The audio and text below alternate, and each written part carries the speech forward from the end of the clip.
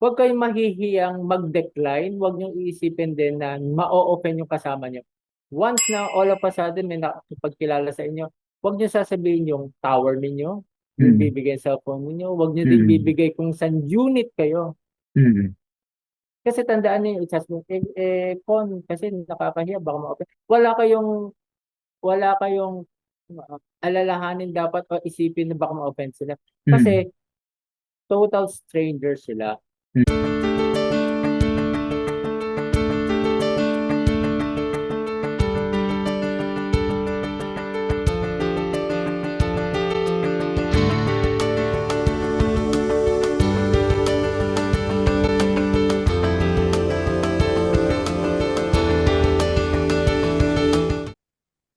Magandang araw sa inyong lahat at kami ay nandito para sa ating pinakabagong palabas. Ang tawag ay 4H. Ang 4H ang ibig sabihin nito ay health, happiness, hope, at saka humor. Ngayon sa palabas natin to, tayo ay mag-iimbita ng mga tao na kaya magbigay ng apat na yun. At isa sa mga panauhin natin ngayon, ito nga pala yung ating pinakaunang palabas, ay walang iba kundi isa sa aming mga host at isa rin siyang volunteer fireman na ilang taon na po naninilbihan at isang tawag natin certified first responder na ay namamahala ng maraming mga condo units. So, i-welcome po natin sa ating palatuntunan, walang iba kundi si Con Abraham. Con, kumusta ka? Thank you, Dino. So, salamat sa pag-invite sa akin dito. At I'm really flattered kasi first time pala itong vlog na to. Oo nga, Con. Thanks. Alam mo, alam ko kasi na maraming pinagkakatiwala sa yung mga trabaho ng family mo. Marami kang responsibilidad na hinahawakan. Bukod doon sa mga apartments na inalagaan mo. Nag-aalaga ka rin kasi ng mga condo units eh. So, simulan natin doon, no? Para sa iyo, bakit naging popular yung mga condo? Okay. Unang-una, dun sa idea na may matitirhan.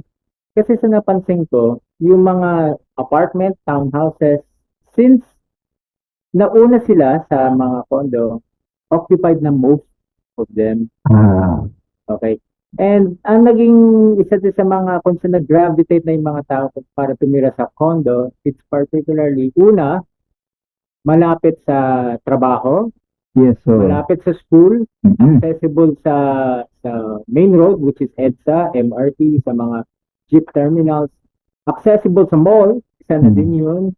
And yung minsan yung idea na practically uso ang condo living at the same time yung gusto yung amenities.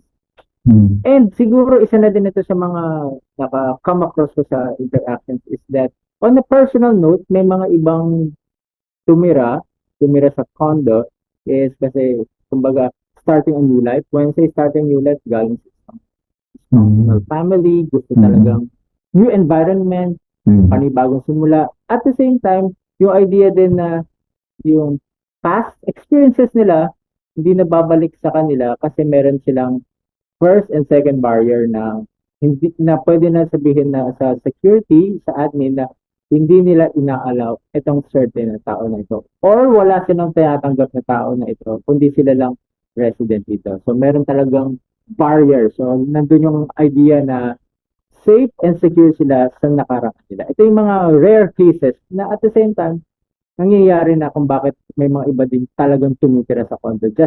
Not just for the sake of living, kundi sa idea ng security.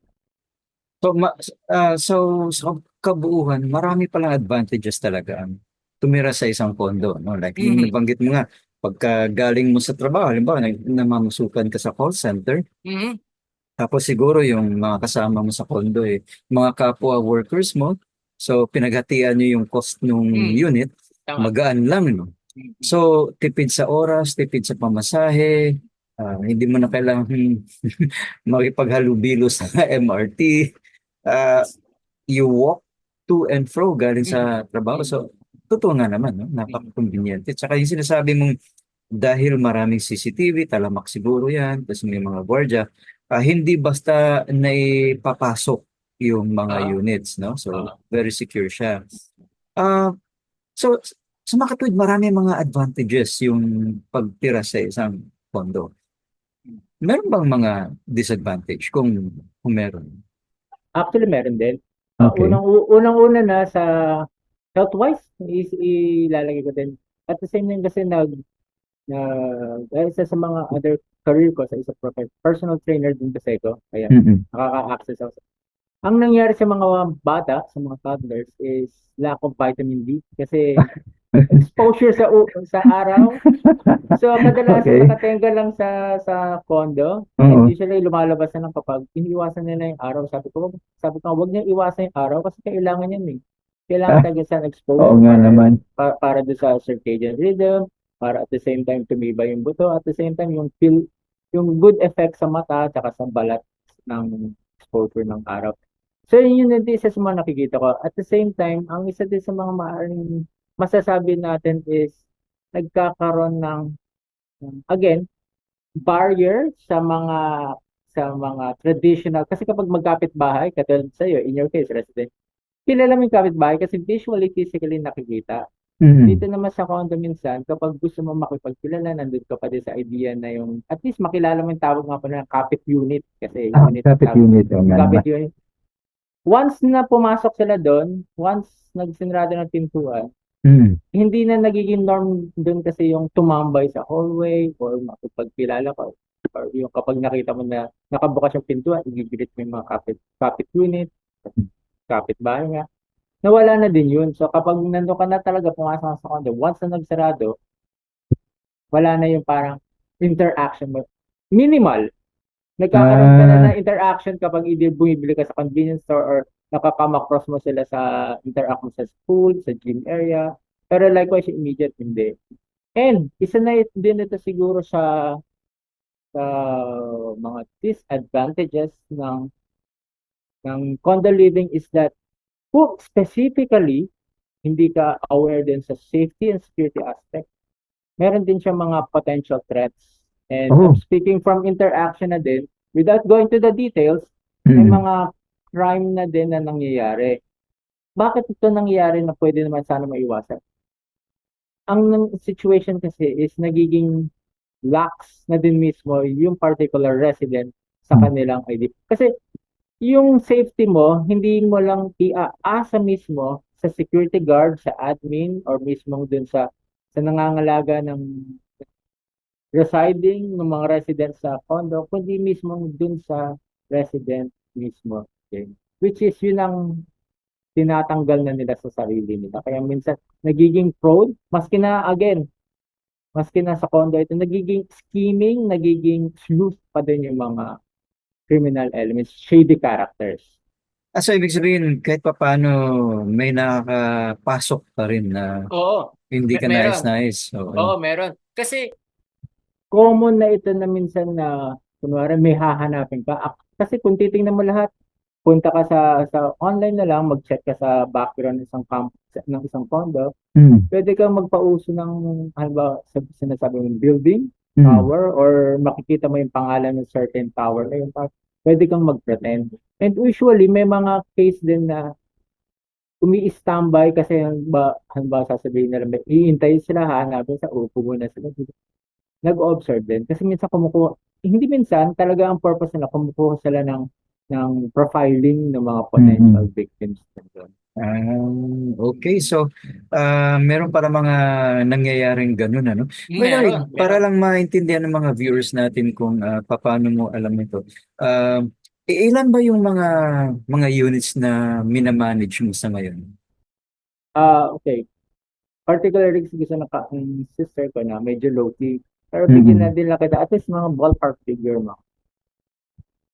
Or, Yung mga apat, ano? So, that keeps you busy. Talagang kasi, uh, ah, palagay ko, hindi naman sila all in the same building, no? Minsan may isa dito, may kabila doon. So, bibiyahe ka pa, no?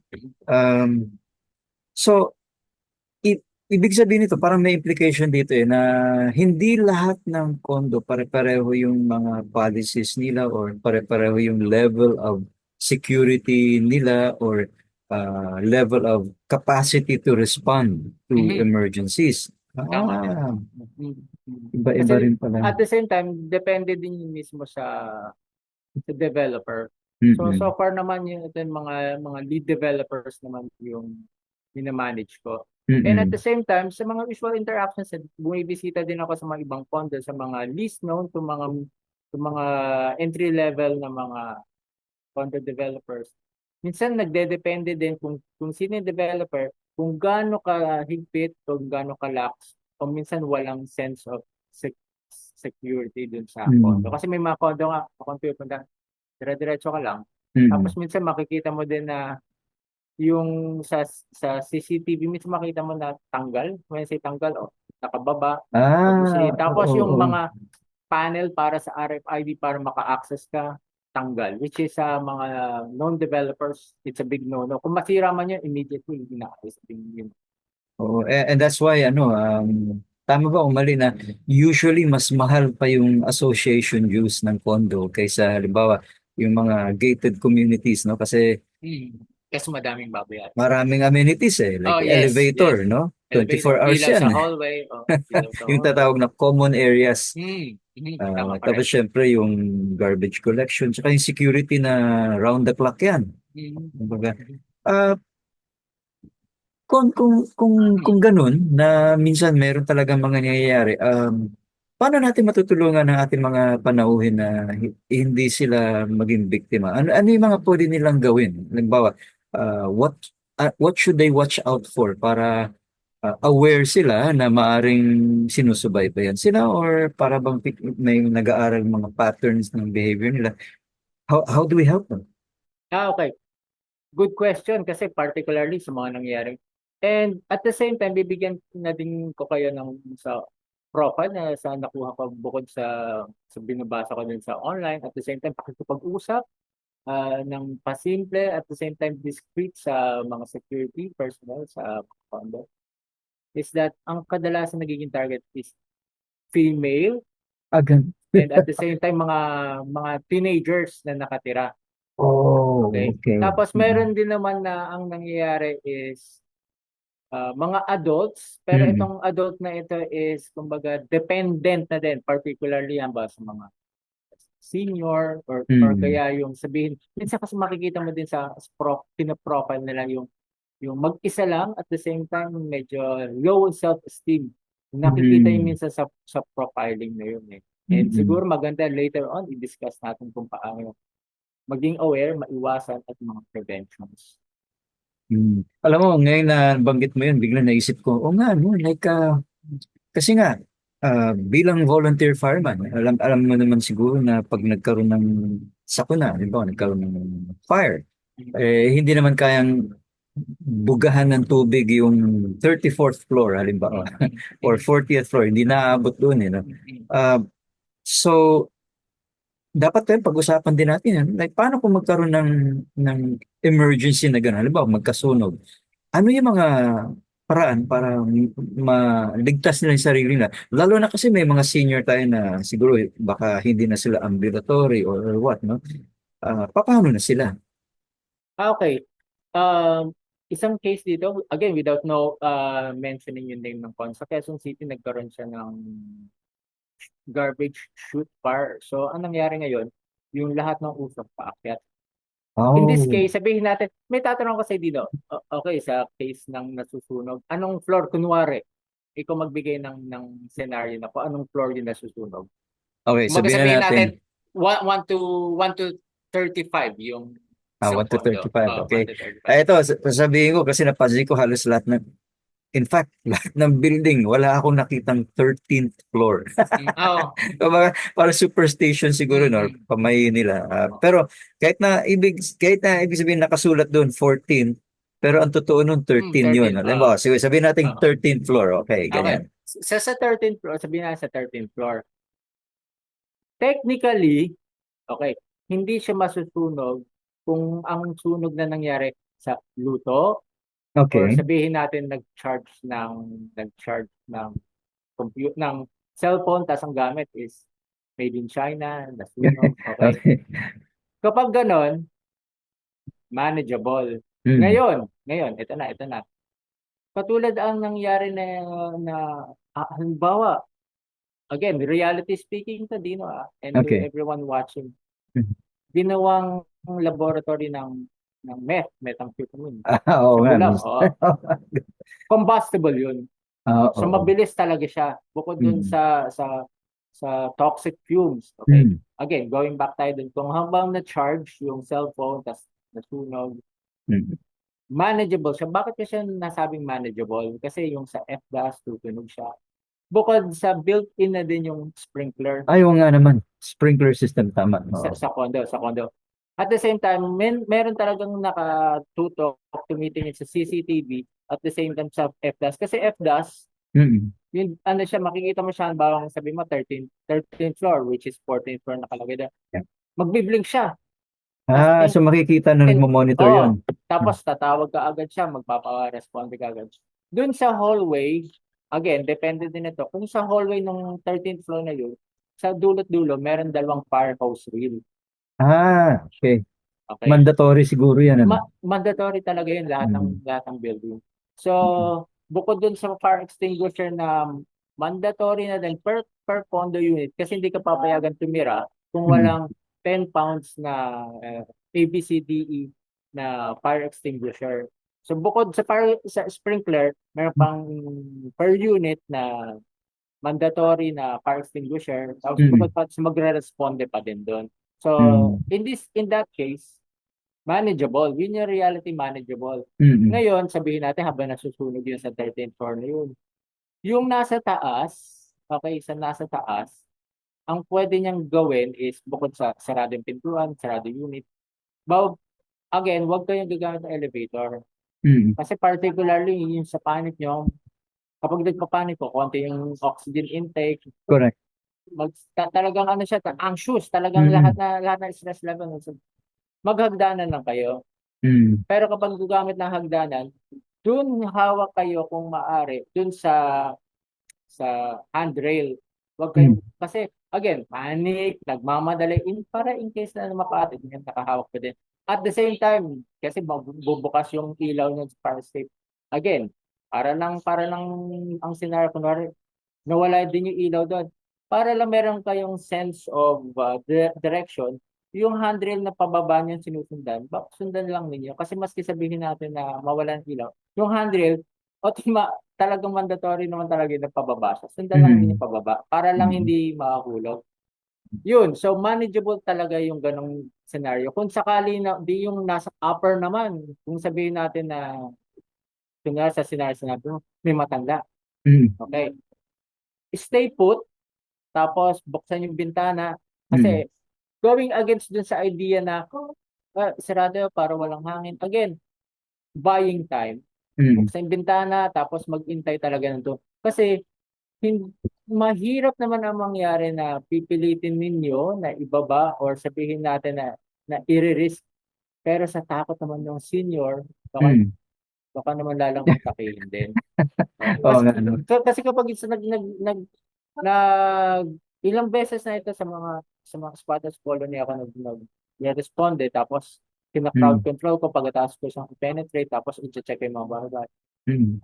Stubborn ang lahat ng mga senior na ayaw Ah, umalis. ayaw Unless umalis. unless na may direkta kasi sasabihin na dito ako tumira, dito ako mamamatay, dito ako abunan, gano'n. Tapos minsan binubola ko na lang. Oo. Sa mga sa sa mga nangyayari sa mga senior, bukod sa mabagal sila, natatakot sila. Tapos eto na, hindi mo sila pwedeng madaliin kasi nga Correct. bukod sa project, hindi mo din sila pwede hindi mo din sila pwedeng gawin na pabilisin patakbuhin o paggamitin ng elevator. Yung Mm. nangyari sa Quezon City, yung isa ding senior doon, binuhat ko. Mm. Kasi habang binuhat ko siya, literally binubola ko. Kasi Mm. kinausap ko yung apo niya na kunwari, sinabi ko, kunwari magkakilala tayo para si Lola. Maniwala, yung magtiwala sa atin para. Ah, So, pumayag na binubola ko na. Oh, mahawakan. Oo, oo. oo. Yes, yes. Kasi syempre, matanda, hindi niya alam sino to, Mm. bakit siya papahawak, maski matanda siya. Mm. Kumbaga, ginawa na lang namin, nag-uusap na lang kami nung apo niya, para lang kunwari, ay, kakilala ko to, para lang Mm. pumayag. So, yun yung Okay. scenario. So, wag mo nang bumaba kapag may mga senior, kapag nasa mataas, kasi manageable naman yan eh. Mm. Ngayon, again, kung sabihin naman natin na yung ang fire is galing sa sa noxious, tapos at the same combustible material. Mm. Again, stay put pa din. Stay put. Mm. Kasi sa dami naman pupunta magre-responde dyan, marerespondehan na mas risky pa kung ilalaban nila. Lalo once na nakita nila yung usok, Mm. yung fear talaga, shoot up ka. Ganyan. Ngayon, yung nasa baba Mm. naman na nakatira,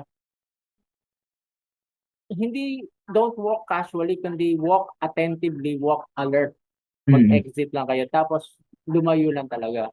Make sure Mm. na kapag lumayo kayo, umalis kayo doon, sarado yung unit, sarado yung bintana, tapos hawak lang ninyo yung cellphone. Tapos kapag tatawag kayo, huwag kayong magkukwento, kundi sabihin lang ninyo na, Dino, nakalabas na kami sa sa Acme Condo Living.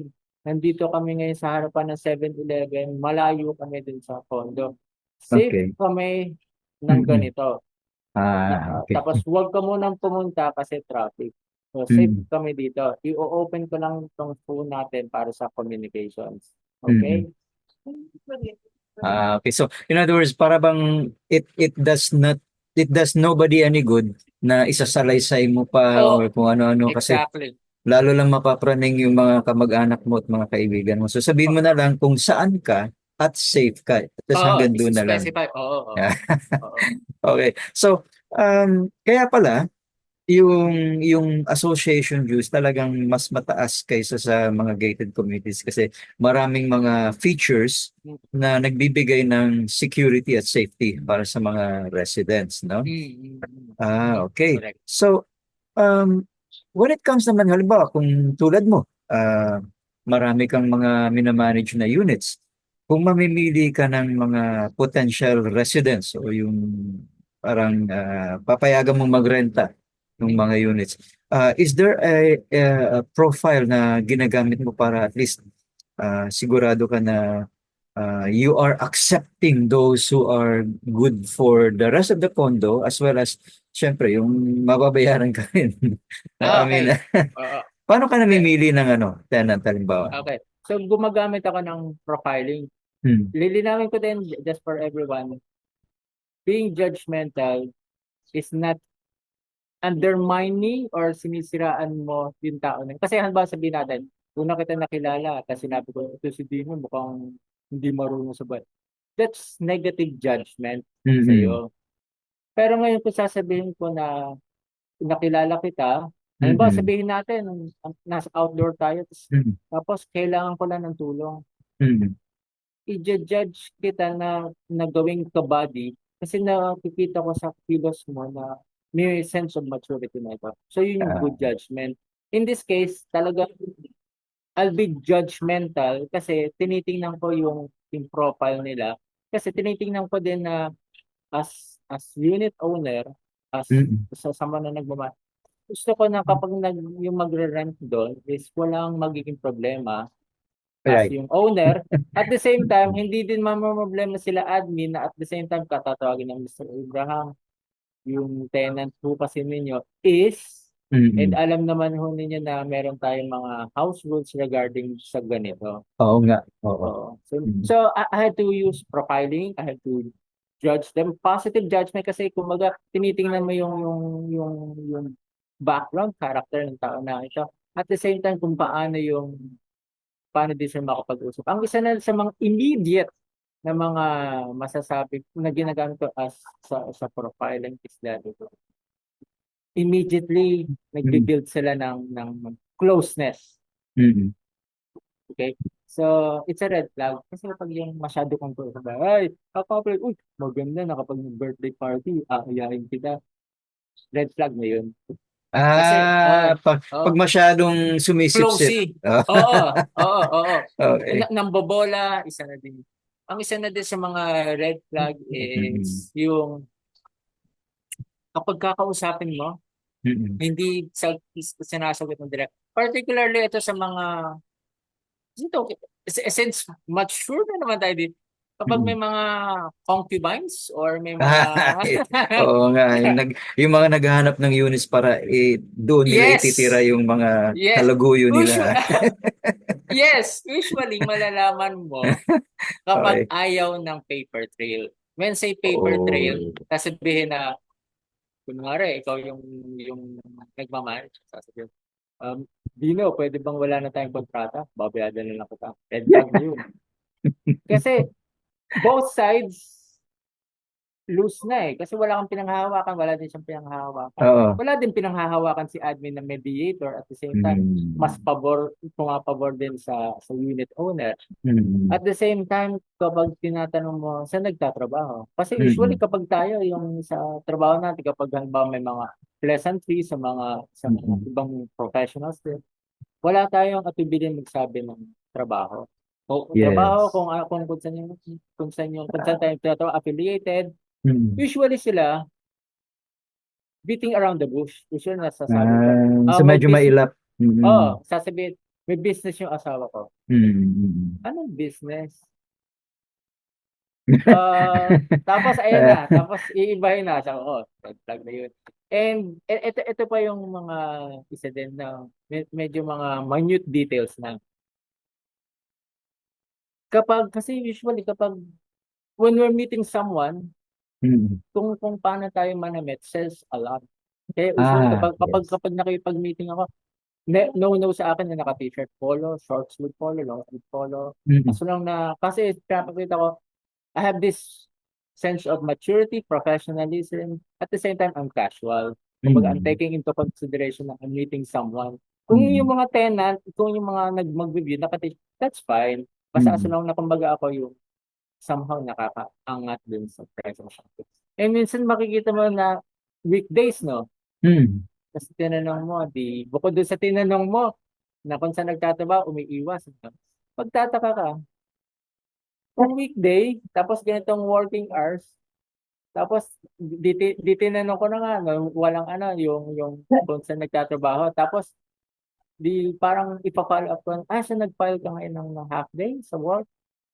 Tapos ngingiti lang. Mm. So again, isa na din yung nasa nagtatago din Mm. ng iniiwasan yung mga ganong profiles ng mga details. Mm. Kasi meron nga silang sabihin natin na agenda, bakit hindi na sinasabi. Mm. And isa din sa mga maaari mo din sabihin na, ito nagkaroon na din ang case na from the get-go, hindi alam kung sino magbabayad. Naku po. Yeah. Malabo eh. Anong ibig sabihin? Di pupunta. Mm. Sinasabi ng nanay niya, hinahanap niya yung anak ng matitirahan ng condo Oo. para malapit sa school. Ngayon, sabi ko ngayon, sino ang isusulat ko dun sa kontrata? Kasi nagustuhan eh. Mm. Ngayon, sasabihin na, si mama, "Ay, hindi ako, si papa mo. Si papa mo, siya nagpapaano, gano'n. Ah, From the get-go, sabi, pag hindi kayo nagtuturuan na bigla. hindi makakapag-decide. So, hindi nyo Mm. consider mo kasi once na nag-decide ka sa condo, even sa deciding factor, kailangan talaga malinaw kung sino yung magbabayad. Kasi oras na sinabi, ito muna yung ibabayad namin. Mm. Be aware ka na kasi from the get-go, tapos nagsabi ka na ito lang muna ibabayad mo. Rest assured na ang mangyayari, kasi nagkaroon na din kayong case, ito lang muna binayad. Kasi Naku. may title siya eh. Meron Oo. siya title, meron siyang title as a person. So maisipin mo, meron. Mm. Ang nangyari, ito lang muna binayad, yung Mm. 6 months. Ang usapan namin. Kasi nandun ako sa trust na since ito yung profession mo, Mm. tapos ito yung with all the, may kotse ka, kumbaga maayos kang tingnan. Mm. Pagdating na doon, ito lang inabot ng pera. Ito lang inabot Mm. ng cash. Pero again, in black and white, during nung usapan namin, ito ibibigay, ito yung sa kontrata. Kasi usually yung kontrata, binibigyan ng soft copy para lang makita, para lang mabasa, para lang at the same Mm. consideration. And So, nangyari, ito lang binigay. Tapos, nung mm. pinapollow up na yung other cheque, Mm. other PDC, cold shoulders. Naku po, parang gino-ghost ka na or Uh, umiiwas na. mm, So kung para lang maliwanag sa mga manunod natin, mahalaga sa yung live na makausap mo, yung ma-meet mo. So palagay ko hindi ka gumagawa ng interview na halimbawa online or through correspondence lang, no? Kailangan Oo. ma-meet mo talaga sila. Oo, definitely kasi malaking bagay yun sa gine-gauge ko din. At the same time, profiling nga. At the same Mm. time, siguro i-add ko na din, after every viewing, nakikipag-usap ako doon sa security kasi binibigyan ko din sila humihingi din ako sa kanila ng assessment nila. Is ano bang Mm. feel mo? Kasi gusto ko din mangyari, since nandito ako, since nagsimula ako sa ganitong career din, from admin, from maintenance to security, lahat yan very cautious ako kasi Mm. magagamit mo sila as part ng maintenance ng unit. So humihingi Ah, din ako sa kanila ng opinion at the same time, mm. kasi sila minsan binabasa din eh. Kasi nga, Mm. syempre, as Mm. part ng tasking nila na hanggat pa maaari, kilalanin through verbal, through interaction, through visual, yung mga resident ng condo. Okay, wow. So, marami tayo na napasadaan ngayon. Mm. Um, para sa iyo, for example, ang mga nanonood sa atin ngayon ay mga young working professionals, mga Mhm, mhm, yappies, no? mhm, At mhm. nag-iisip sila, saan ko kaya mas maganda ilagay yung pera ko para mas mabilis lumago? Um, may recommend mo ba yung halimbawa bumili sila ng condo or mag-crypto sila or mag-invest sa mga iba-ibang bagay tulad ng jewelry or Mhm. how good is it in the condo business, for example? Okay. So, it's good siya kasi passive income. Kasi Mm-mm. hindi ito yung parang physically everyday mo pupuntahan. Ah, okay. Ang idea, once na nag-invest na sila sa condo for renting, is that Mm. una, kilalanin yung developer. Okay. Okay? Importante yung Oo. makilala mo yung Oo. developer. Oo. Yung sa developer, ano ibig sabihin kilala yung developer? Yung background niya, yung sample ng mga nagawa, tapos Mm-mm. might as well go visit. Kasi inaalaw naman yung minsan na kung sasabihin mo guard, bala ko kasi bumili ng condo dito for rent. Asan dito yung admin, papatulong. Tapos pwede ka Ah, magpa-walkthrough, yan. Bukod doon, okay, mm-mm. so isa na yun, kilalanin mo yung developer, pag-aralan mo siya. Mm-mm. Tapos, ihanda mo din yung sarili mo kung ipaparent mo siya as Airbnb Oh, or yeah. ipaparent mo siya as long-term tenure. Kung Mm-mm. ba, kasi ang karaniwan yan is 6 months, 1 year, tapos renewal mo din lang. Tapos, important din also na stipulated comprehensively yung sa lease of contract ninyo. And Mm. para din na sa idea, ang lease of contract pagdating sa condo, tatlong copies. Kasi isang copy sa unit owner, isang copy sa resident, tapos Mm. isang copy sa admin. So Okay. importante yun. Tapos, ito pang isa, make sure na yung payment sa inyo, it's either, mas ideal kasing TDC. Yeah, post-dated checks, no? Posted, para Mm. mangyari niyan, 2 months security deposit, 1 month advance. It's either yun, cash, or again, check. Pero in the Mm. rest ng 11 months, mas ideal na check siya. Tapos, deposit mo na Mm. din ng deposit mo. Kasi mangyari Para, no, at least hindi mo na uutusan si Inday. I'm speaking of kasi yung mga ibang unit owners, ganun eh. mm. Para papunta si Inday or pumupunta nila para kunin yung cash. Para hindi mo na gawin yun, kundi i, ano mo na lang, i-deposit mo na lang mismo directly sa bangko. Stipulated bank. Mm. Okay, so sana yung mga nakikinig sa atin ngayon, maalala niyo yung nabanggit ni Con kanina na kaya niya ginagawa yung profiling kung tawagin natin ganun. Kasi mahalaga sa kanya yung accountability. Kasi kung kayo ang may-ari ng unit, tapos kung kani-kanino nyo lang pinaparent, meron din kayong parang responsibility na kasama doon, na responsibility sa mga kapitbahay mo or ang tawag ni Con, unit Kapit unit. neighbors, o kapit unit. Kapit unit. Yun, kapit unit. Kasi syempre kung sino yung payagan mong tumira doon sa unit mo, may effect yun sa mga katabi niya. Ayan, so hindi lang tayo basta-basta pumapayag ng hindi nakikilala ng lubos yung mga gustong kumuha. Um, para lang sa ating mga panauhin na baka gusto nga talaga nilang mag-invest, no?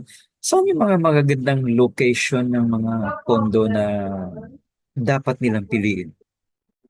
Sa ngayon, ang maganda kasing investment, immediately accessible sa mass transport, MRT, Ah, yung mga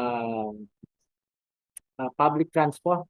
Katulad sa mm, isang mall, katulad sa mga kilalang mall dito, ang ginawa nila strategically is nagtayo sila ng transport hub na sinasabi. So, mm, AUV, jeepney, tapos yung mga mga vans na Mm. malalaki na pang ano nga to, yung P2P, ano bang Point to point, oo. oo, yung from mall Mm. going to the probinsya, which is immediate, which is in this case sa Bulacan. So Mm. meron dire-diretso yun, hindi siya tumitigil along the way kasi specific lang na bababa lahat ng tao dun sa destination na in that case sa Bulacan na kung saan sila affiliated din. Very good. So yun yung Ah, maganda. Mass transport, mm. accessible sa train, tapos at the same time yung katabing premises. When say katabing premises din, yung sabihin natin itong pipiliin mong condo is at least man lang yung mga katabing mga establishments or lugar or even sabihin yung hindi siya known criminal may mga Okay. criminal elements. Oo. Kasi baka naman yung mga gustong bumili medyo nabulag sa mababang halaga Oo, nung yes, yes, unit, no? yes. Oo. Tapos titingnan mo, mahirap palang pumunta dito kasi may madadaan ng papasok ka pala sa isang palyo na may mga ganitong mga nakatira. At saka, di ba, totoo to na pag kumuha ka ng condo unit, it does not automatically mean na meron kang parking din. Yes. Ibang-ibang bayad pa yung parking, di ba? Yes. Unless na Ah, yung binili mo or nirentahan mo, may kasamang ng parking lot. Kasi para sa mga nakikinig sa atin ngayon, kung Oo. kumuha ka ng unit na walang parking, at tapos napilitan kang pumarada sa labas, tapos pinili mong neighborhood yung mga hindi maganda, asahan mo bukas, flat yung gulong mo, o may gas-gas ng tansan, o Mm. kung ano pang pwede mangyari doon. Okay, siguro may singit ko na din na again, speaking from experience interact. May mga nagpaparenta ng sidewalk na hindi naman sa kanila. Ganun. Ang singilan per day 100. Aray ko. Hindi sa kanila, pero naningil sila. Ah, Exactly. kakapal Kasi ng mukha. kasi kakapal kasi naka-squat sila sa harapan. Ganun. So ngayon, paparenta. So So 100. it's really more like parang protection, para hindi namin galawin yung sasakyan mo. Mm. Bayaran mo kami nito Oo, at oo. kaming bahala diyan, ganun, no? Mm. Ah, okay. So, bago tayo magtapos, gusto kong magpasalamat sa iyo kasi alam ko busy ka. In fact, alam ko kagaling mo lang sa isa sa mga units mo, no? So, meron ka bang mabibigay na payo? Kasi sabi mo nga, bihira tama ng vitamin D or araw yung mga nakatira doon. At palagay ko, isa sa mga pinaka hindi nagagamit na facilities ng isang condo ay yung tinatawag na gym. Ah, Meron ka bang may papayo sa mga kumukuha ng unit? Okay. Yes, thanks. So, una is huwag kayong mahihiyang magpa-araw lalo sa umaga. Hmm. Kasi ang nangyari nun, na somehow na paniwala tayo na masamang araw. Hindi masamang araw. Kaya at least sa umaga, magpa-araw kayo, magpa-sun exposure kayo. Kasi it's good. Kasi ang nangyari ngayon, bukod sa mapapayat na yung mga bata, tsaka yung mga, even yung mga adults, is kasi kulang sa araw, sa sun exposure. Hmm. Iniiwasan kasi nila kasi akala nila mangingitim sila. Hindi. Automatic kasi bumabalik sa kung ano yung natural skin color natin once na na-expose tayo, nagkaroon ng sunburn. Kaya nga isa sunburn, natatanggal ulit siya tapos bumabalik. So yun yung isa sa mga proof na nagde-depot. And Hmm. second is, make sure na gamitin ninyo yun naman yung paligid, ano ba, yung tool, have fun, enjoy it. And at the same time, yung mga gym, kasi lahat ng ito makakatulong sa inyong health and wellness. And going to that idea, also, Dino, i-emphasize ko lang, maging aware din tayo sa safety natin as resident. Una, kapag pupunta kayo, kapag pauwi na kayo, get off your phone. Mm-mm. Kasi yung simpleng idea na hindi ka nakatitig, sasabang papasok ka. Maging aware ka din na sa sarili, sa paligid. Kasi minsan may mga, hindi ko kayo dinidissuade sa condo living, kundi this is just the reality. Maiwasan lang nito by simply being aware. Being aware, tanggalin lang yung sa harapan ninyo yung cellphone nyo, maging aware lahat. Ah, yung mga iba kasi mga foreigners dito minsan nakatira. Some of them known to stalk. Ganun. It's Oo, oo. kasi tinitingnan nila na yung lahat kaya ito ang nagiging target is babae. Tinitingnan kasi nila na yung babae na yun, porket foreigner sila, makukuha sila sa silaw ng pera, sa engganyo ng pera. Mm, Kaya mm. kadalasan ang mga ilang foreigners nagka-catcall. Known na yun na nagka-catcall. And known na din na madalas silang nirereklamo. Kasi hindi sila doon nakatira sa particular tower or building, sinusundan sila. Ganun. Bakit sila sinusundan? Kasi sa idea na nakatutok. Tapos Mm. magugulat ka na, no? Hey miss, what's your name? What's your gram? What's your IG? What's your Snapchat? Tapos, mangyayari na, makikita mo, tatlo sila, Mm. mag-isa ka lang sa elevator. Naku po. Ayun na. Yun. Tapos, Mm. again, iwasan lang na nakatuto kayo, tapos make sure na kung bang hindi, if you don't feel safe, huwag mo na kayo sumabay. Correct. Tapos, if you feel safe na kinakatol kayo, use the guard. When I say Mm. use the guard, sabihin lang ninyo yung concern ninyo. Mm. And kapag ang nangyari no na pupunta kayo sabihin na natin nagkataon na nandun kayo sa condo, tapos nandun kayo nasa elevator and somehow yung nagka-catcall nakasabay sa inyo. Tapos meron din kayo nakasabay na Mm. Pilipino. Sumabay na kayo sa paglabas doon. Ah, Once na somehow sumusunod sila, immediately kausapin niyo kasi mga foreigners naman hindi niya maintindihan kaagad yung mga Tagalog yung mababibilis. Hindi na. mm. Sabihin lang niya, ah, kinakabahan ako, sinusundan kasi ako eh. And pwede Mm. sana makisabay muna ako sa inyo saglit na tapos tinatawagan ko yung guard. Sabi ko, sige. Kumbaga, Mm. makipagtulungan natin kayo sa mga youth. Kasi most of them ready naman to help as long na Mm. may reason din to help. And isa na din also, ganito, particularly sa mga babae, from adults to uh, students, huwag kayong mahihiyang mag-decline, huwag niyong iisipin din na ma-open yung kasama niyo. Once na all of a sudden may nakapagkilala sa inyo, huwag niyo sasabihin yung tower ninyo, yung Mm. bibigay cellphone ninyo, huwag niyo din Mm. bibigay kung saan unit kayo. Mm. Kasi Kasi tandaan niyo, phone, kasi nakakahiya, baka ma-open. Wala kayong alalahanin dapat o isipin na baka ma-open sila. mm. Kasi total strangers sila. Mm. Again, don't talk to strangers. Kasi dito naman nakatira eh. Hindi nyo nga siya kilala. Mm. So, no need kayo. Pwede kayong mag-snap, pwede kayong mag-decline. Kasi again, going back to the idea, yung safety and security. Mm. Huwag niya Mm. ibababa. Kasi I'm speaking from experience. Kapag nagtuturo ako sa mga gym, tapos nakipagkilala ako, hindi ko sila tinatanong. In fact, hindi ko kinuha number, hindi ko kinuha. Unless na sila nagtanong, pero hindi ko din kukunin. Ako ang nagbibigay. And Mm. usually, meron kami talagang common ground which is tungkol sa bakit sila nagpapaturo, curious sila. Walang anything to do with something personal or kung Mm. saan sila nakatira. May common ground. Tapos after Mm. nun, unless na sila kumuha ng messenger ko, okay lang.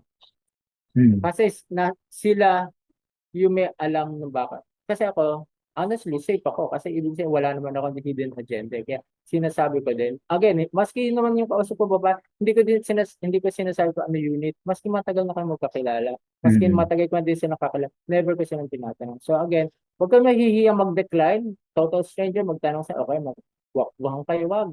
Mm. Again, isipin lang yung security niyo. And also, don't tell kung ilan kayo nakatira. Kasi Correct. Oo. kadalasan ko nakikita, narinig ko yun, tapos sasabihin ko, huwag mo sasabihin na isa ka lang o dalawa lang kayo na Mm. Wag, kasi from the distance, narinig ko ito, wag.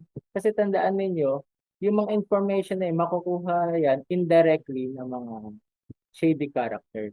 Correct. And Mm. last na lang. Again, Mm. speaking from experience, lahat ng itong sinasabi ko sa iyo is through years of gathering ko.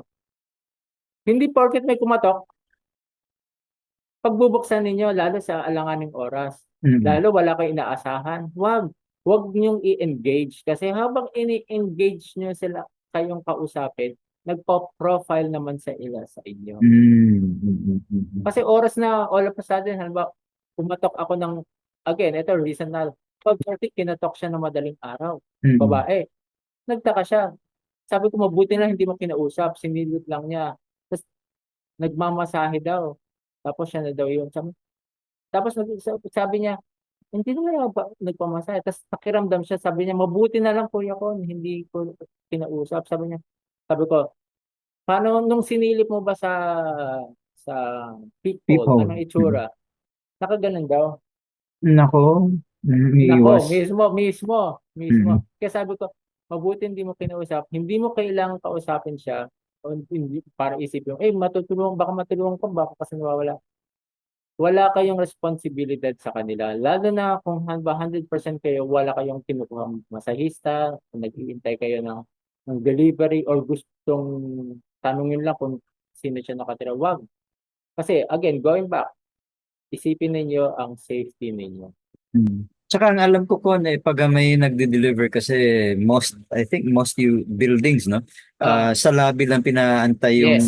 delivery rider. Yes. Tapos yung tenant owner ang bababa Kukunin. sa lobby. Baba. Kasi at least doon may gwardiya Yes. na makakasaksi. Tsaka Mm. mandatory yun.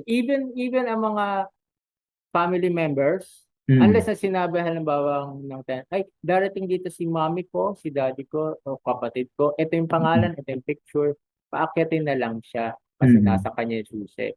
Pero halimbawa sabihin natin na pumunta lang doon, ah talagang ang mandate, susunduin. Mm. Mm. Kasi iniisip din ng security personnel para at least merong witness at the same time meron din mismong idea na may barrier. Kasi Mm. instead na direkta sa papunta sa unit mismo, nandun safe ground na nasa lobby. Susunduin Mm. siya. Mas kaibigan, kapamilya sinusundo. Tapos may mga delivery man, kukunin lang talaga sa lobby. Isa pang maganda sa mga condo unit con is the fact na I think almost all or it might even be a requirement by law na dapat may CCTV sila Yes. tapos ni-record lahat ng footage para kung may sakuna naman may record na kung ano yung mukha ng tao, anong araw, etc. So, in behalf of 4H, ako yung nagpapasalamat sa iyo. Alam kong napaka-busy mo. At mga kaibigan, kung kayo po ay naghahanap ng isang fitness coach, yan yung isa sa mga... Shameless plug. Yeah. Shameless plug. Oh, go ahead, go ahead, go ahead. Hindi. Ayan. It's okay, it's okay. Ayun, kasi Ah, magaling po siya magturo ng fitness. Ayan. So, hanapin nyo lang siya. Dali lang naman hanapin na Con Abraham na siya po ay nasa Messenger or nasa FB. Ayan. So, kung gusto nyo magpag-guide ng paano kayo magiging malusog bukod sa tamaan kayo ng araw, dapat araw-araw. Siya ay makakatulong sa inyo. So, sa ngayon, nais kong ngayong paalala sa ating lahat na sa susunod natin mga palabas, tatalakayin natin yung mga ibang aspeto ng 4H na, di ba sabi natin na happiness, hope, health, at saka humor. humor. Ayan, no? So, um, abangan nyo yung sunod nating magiging episode at magkakaroon tayo ng isang guest na mag-uusap tungkol sa mga aspeto yun. At parati naman sa channel na to, sa ating mga sister show, parati natin sinasabi na learning is a never-ending journey with limitless vistas. Or yung pag-aaral ay isang walang katapusang paglalakbay na walang katapusang tanawin. Oh, tinagalog ko yan. So maraming salamat sa inyong uli at maraming salamat sa iyo, Con.